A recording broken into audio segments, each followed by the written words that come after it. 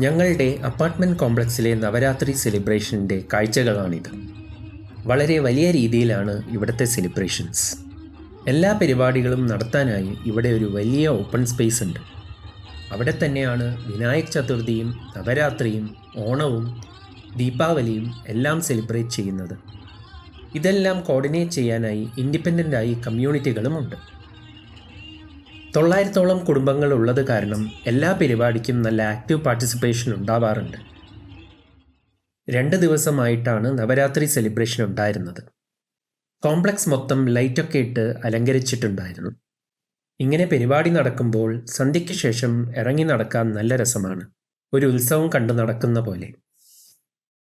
2 ദിവസവും പരിപാടികൾ വൈകുന്നേരം 6 മണിയായപ്പോൾ തുടങ്ങി.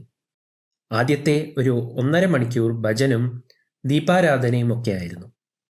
അത് കഴിഞ്ഞിട്ട് ഇവിടുത്തെ മെമ്പേഴ്സിൻ്റെ കൾച്ചറൽ പ്രോഗ്രാംസ്. ഒരുപാട് പേരുടെ ഡാൻസും പാട്ടും ഗ്രൂപ്പ് ഡാൻസും ഉണ്ടായിരുന്നു.